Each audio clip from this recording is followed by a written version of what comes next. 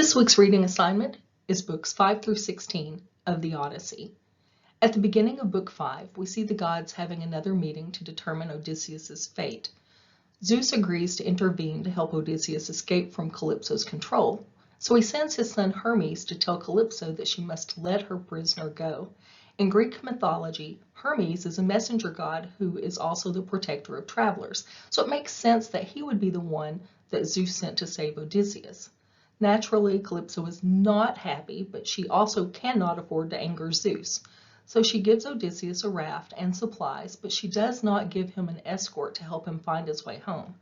When she tells him he can leave, at first Odysseus thinks it's a trick or some kind of trap, but he finally takes off on the journey home. Of course, getting Odysseus released was only half the problem. Now he's got to cross this vast ocean and get back home, and the god of seas, Poseidon, is still angry that Odysseus has blinded his Cyclops son. Poseidon sends a huge storm, but Odysseus is saved by Athena with the help of a sea nymph. They help him find his way to an island shore where the Phaeacians live.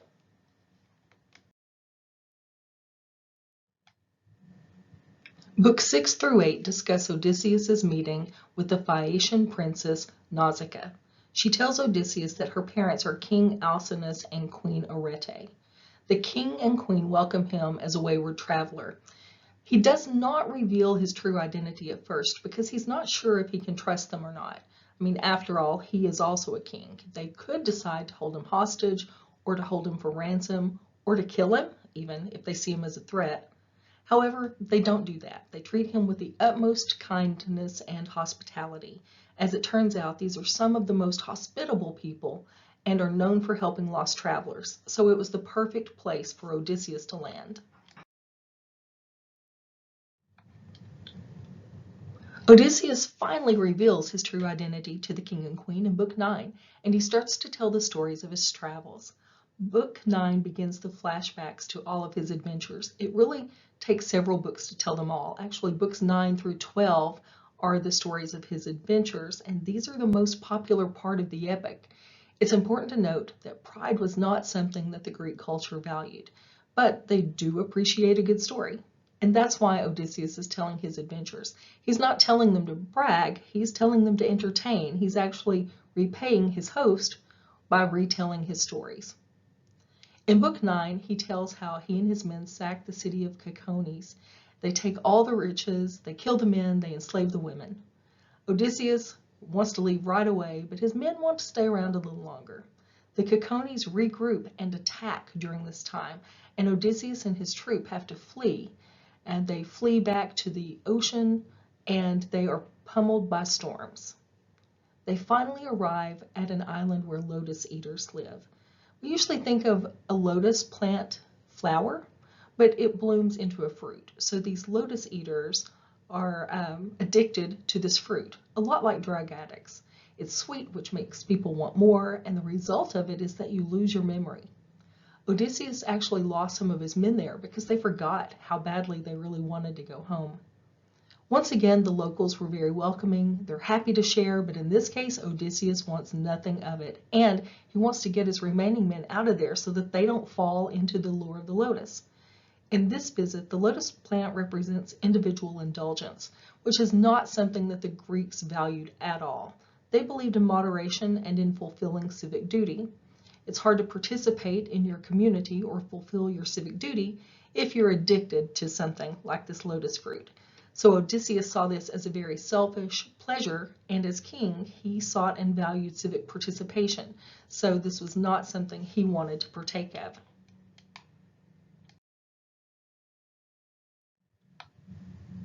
The next stop is the land of the Cyclops. In addition to having one large eye, there are also these giants. Polyphemus, who is Poseidon's Cyclops' son, captures Odysseus and his men in a cave. In order to escape, Odysseus devises a plan that includes blinding the Cyclops so that they can escape. Once leaving the land of the Cyclops, Odysseus and his men visit Aeolus. Aeolus is the master of winds. He gives Odysseus a bag of winds that might send his journey off course. So the only wind outside is the one that will sail them straight back home to Ithaca. It is a straight shot for them at this point. So they stay with Aeolus for a month before heading back home. One day when Odysseus falls asleep, though, his curious men open the bag to see what's in it. Of course, all of the winds blow out of the bag and it shoots them straight back to Aeolus's home, and he refuses to help them again. It's not because he sees them as irresponsible or that they misused the gift he gave them. It's just that he believes that anyone that unlucky must have angered the gods, and he wants nothing to do with them. He's not going to help them anymore. This is devastating to Odysseus, and he actually considers suicide but resists because he doesn't see that as a kingly response. That is not the reaction a king would have taken, so he does not do that. Again, the Greeks really saw their civic duty as part of something that's for the better good, not for something individualized or personal. And suicide would have been a very personal option. So they finally leave again and they start rowing. This time they have to row because they don't have any wind at all on their side. It's super hard for them to go at this point. So it's important to mention here that when I say Odysseus and his men, there are several boats traveling with Odysseus at this point. So they're kind of traveling as a convoy. When they approach the land of the Laestrygonians, they are attacked by giant cannibals who are able to chunk these huge boulders from the banks into the sea to crash several of the boats that are traveling with Odysseus, and they're able to crash those boats and take those men captive and eat them. The only boat to escape was the one that Odysseus was on. So now at this point, as they are leaving the land of the Laestrygonians, the only boat remaining is the one that Odysseus is on with just a few men.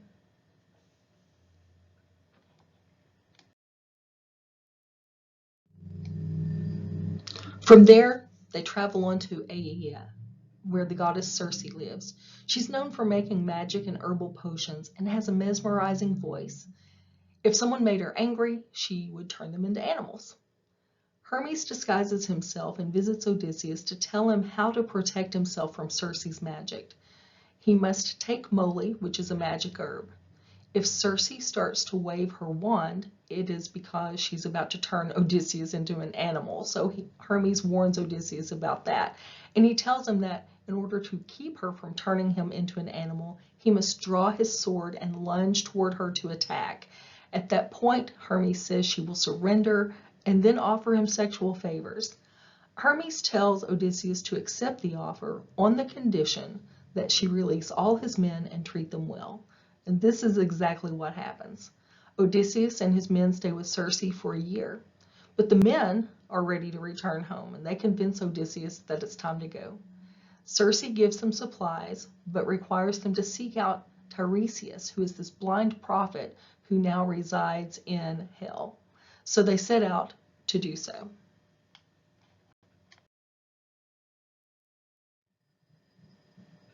In Book 11, Odysseus follows instructions provided by Circe to reach hell, referred to as the land of the dead in the story. He digs a trench and pours all the things into it that Circe detailed. Then he sacrifices a ram and a ewe and allows their blood to pour into the hole. The blood is supposed to draw the souls of the dead to it, so it's supposed to act as bait for them. But it has another role too. When the spirits drink the blood, they're able to actually briefly communicate with the living. And as an added bonus, they're only able to speak the truth. So the first dead person to arrive was a guy named Eplenor. He was one of Odysseus's men who most recently died. He was actually at Circe's home. He was drunk and fell off the roof of her house and broke his neck. But since Odysseus was in such a hurry to leave, Eplenor did not get a proper burial. So he asked Odysseus to bury him properly when they returned to Aeaea. So Odysseus is also visited by his mother, Anticlea. She actually died of grief because she just suspected he was dead since he was gone so long. Until she arrived to visit him, he didn't even know she had died. He tries to hug her several times, but can't. I mean, how sad is that? Two of his old friends, Agamemnon and Achilles also visit Odysseus. Agamemnon explains that his wife and her lover killed him. Remember, the dead here can only speak the truth. So now Odysseus knows for sure that Agamemnon's wife and her lover killed him. Achilles says that he'd rather be poor than to be king of the dead. He doesn't like death at all. And some others present it as some sort of glorious eternity. Odysseus finally talks to Tiresias as Circe instructed. She told him that Poseidon is really mad that they blinded his son. Tiresias also tells them that they can return home if they use good judgment and take control. Tiresias also warns Odysseus not to harm Helios's cattle. If they do, all of Odysseus's men will die. Now notice Odysseus won't die, but all of his men will. He also predicts that Odysseus will return home alive, but that he will be the only one to do so from his group. He also advises Odysseus to make sacrifices to Poseidon if he ever hopes to have a happy life.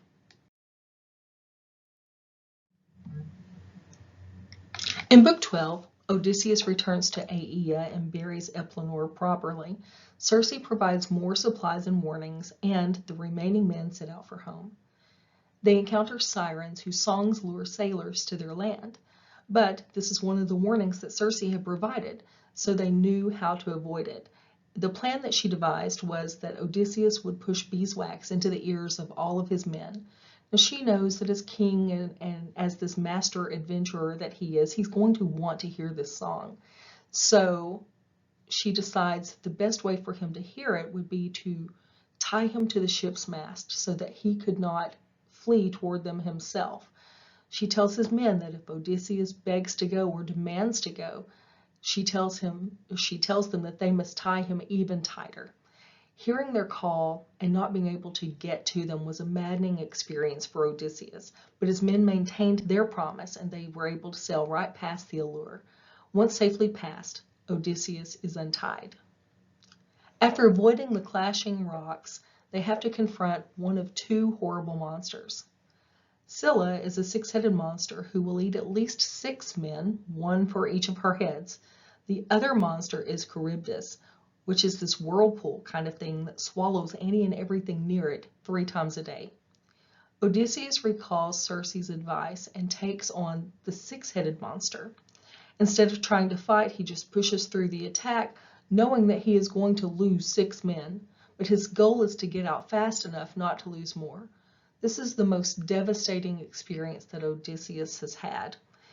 He knowingly sacrificed a small number of men to save the majority, and that was a tough call for him to make.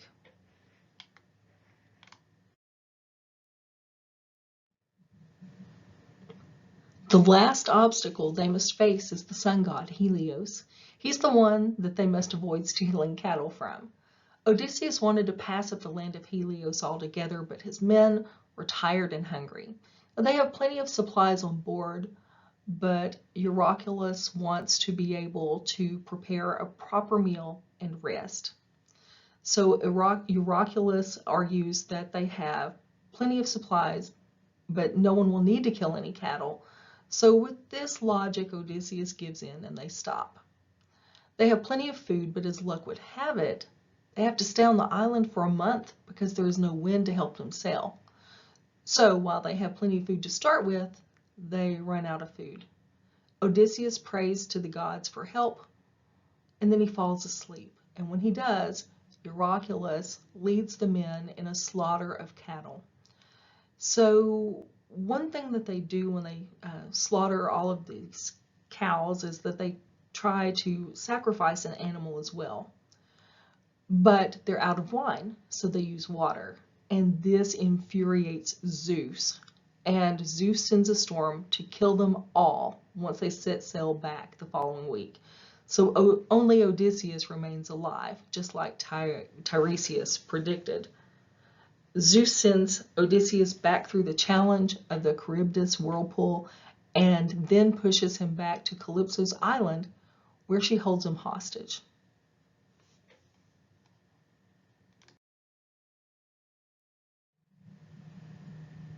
In books 13 and 14, after hearing the stories, Alcinous promises Odysseus that he will be taken safely home. He also decides to send Odysseus home with treasure, more than he lost on his journey that he won by winning the Trojan War. Poseidon complains to Zeus that the Phaeacians helped Odysseus. Poseidon is allowed to punish the Phaeacians for helping Odysseus, and Zeus even suggests turning their ship into stone as a reminder for all to see that they should not make the gods mad. Poseidon does turn the ship to stone, but before he closes their port forever, they sacrifice a dozen bulls to him, hoping they can save themselves and the livelihood of their port. Athena meets Odysseus in Ithaca and disguises him as an old beggar so he can re-enter his kingdom unrecognized.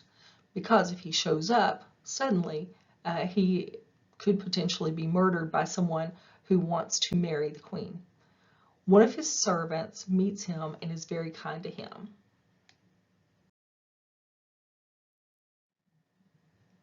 When the servant meets Odysseus, he has no idea who it is because he is disguised as a beggar.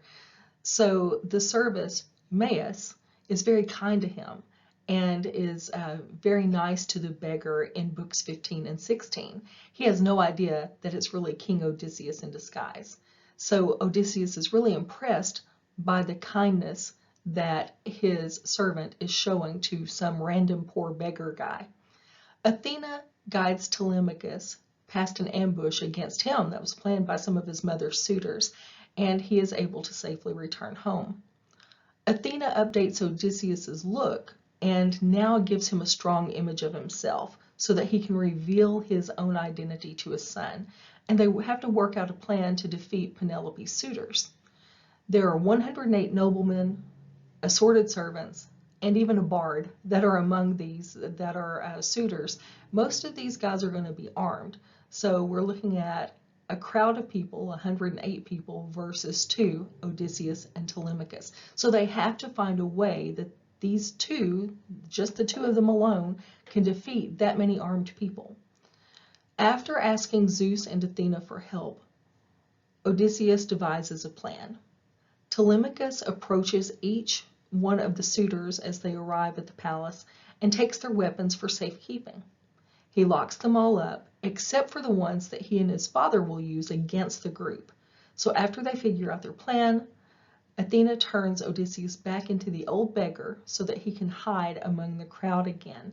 Telemachus is the only human at this point who knows his father's real identity. All the suitors are arrogant, which is not a good trait in Greek society. The worst guy is Antinous. He's sure he's going to win the queen's hand in marriage, and he has big plans on taking Telemachus's inheritance and killing him. And another suitor, Amphinomus, actually encourages the suitors not to be so drastic, to wait to hear from the gods before they do something so serious. And that brings us to the end of Book 16.